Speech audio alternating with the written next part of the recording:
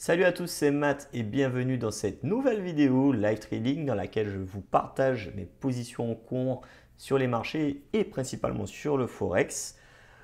Nous sommes le mardi 12 décembre, précisément dans la nuit du mardi 12 au mercredi 13 décembre 2023.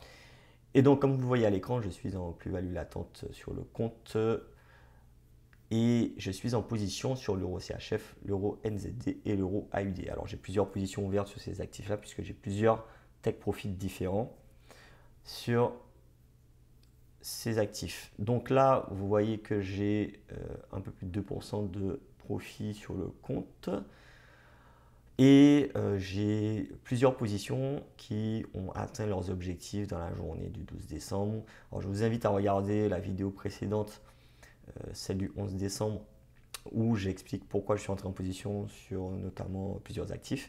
Mais avant ça, je vais aller sur les graphiques et vous montrer donc pourquoi je suis en position à l'achat sur l'euro NZD. Alors, comme vous le voyez, les cours ont rebondi sur une zone de support en weekly.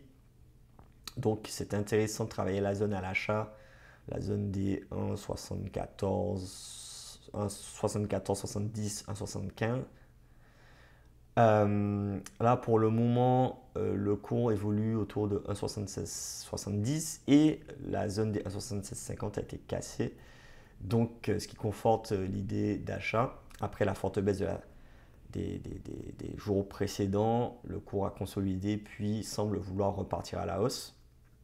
Donc ça, c'est intéressant.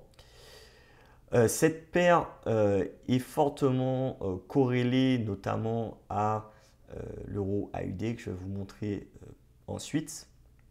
Et donc, c'est très intéressant de toujours trader ces paires de concert. L'euro AUD et l'euro NZD sont très fortement corrélés, donc comme je disais. Et donc l'euro AUD, pareil, a rebondi sur une grosse zone de support. Donc là, vous voyez que c'est intéressant de travailler à l'achat cette zone. Et donc, la trendline baissière que j'ai expliqué dans ma précédente vidéo a été cassée dans la journée. Et donc, le cours semble vouloir aller chercher des zones un peu plus haut. Donc, mon objectif reste le même, 1,65 50. Alors, sur l'euro CHF, pareil, je suis à l'achat. L'euro CHF est sur ses plus bas historiques avec une invalidation qui est sous les 0,94. Mon objectif, premier objectif est à 0,95 puis 0,9550. Pour le moment, le cours a du mal à dépasser les 0,94, 80, 90. Et donc, dans la journée, il est reparti à la hausse, mais le CHF est très fort face à toutes les devises. Donc, c'est très compliqué. Même si je pense qu'une correction jusqu'au 0,95 à minima devrait être possible. J'ai quand même renforcé ma position dans la journée sur l'euro CHF avec mon invalidation toujours. Donc j'espère que les cours vont aller dans mon sens.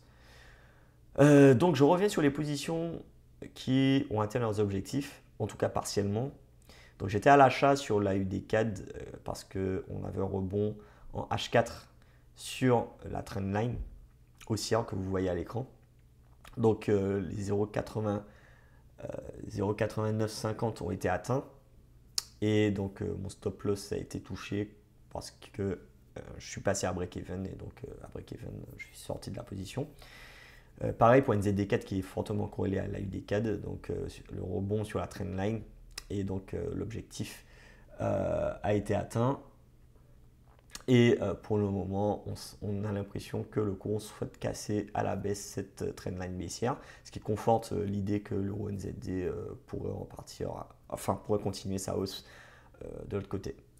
Donc voilà pour l'euro NZD. J'étais aussi à la vente sur l'USD Yen, trade qui a atteint totalement ses objectifs puisque les deux objectifs ont été atteints. On parle de 165,50 et 145,50 et 145. Donc là, effectivement, Sur ce trade, on avait une trendline baissière qui a fait office de résistance et donc en clôture H4, j'ai pris une vente qui était pertinente sur cet actif-là. Pour le moment, on voit que au niveau du yen, la baisse s'est arrêtée. La baisse de la semaine dernière s'est arrêtée. Donc c'est difficile à dire si les cours vont repartir à la hausse, donc casser la trendline baissière ou continuer la baisse. Donc pour le moment, j'observe et je ne fais rien. Donc voilà, à peu près sur les différents actifs. J'ai également, je surveille également donc le DAX, donc les indices, le DAX qui est sur ses plus hauts historiques. Et donc là, on a l'impression que potentiellement la hausse pourrait s'arrêter. À suivre, hein, c'est compliqué à dire, mais il y a un potentiel de baisse intéressant en swing sur cet actif-là. Donc comme on est en fin d'année, on verra bien. C'est peut-être pas le bon moment pour vendre, mais à suivre. En tout cas, du côté du Dow Jones, on est également orienté à la hausse très fortement et un potentiel de correction existe là, même si le cours s'approche de ses plus hauts. Et donc, ce serait intéressant de vendre au niveau des plus hauts historiques sur le Dow Jones. En tout cas, je surveille également l'indice pour un swing à la vente, ce qui serait vraiment intéressant à suivre pour plusieurs centaines de points en tout cas. Donc voilà pour un peu le tour des actifs. De l'autre côté, j'attends pas mal de volatilité sur les différents actifs, notamment parce qu'il y a donc la décision sur les taux d'intérêt de la Fed donc ce 13 décembre. Il y a aussi des news économiques du côté du Royaume-Uni, le taux de chômage en Australie et la croissance en Nouvelle-Zélande. En tout cas, j'attends pas mal de volatilité sur les différentes paires Forex et possiblement sur les indices. Alors, ça va être intéressant de surveiller tout ça. On pourrait avoir une grosse baisse sur les indices demain ou alors une continuation de la hausse. Ça va être assez intéressant de surveiller tout ça.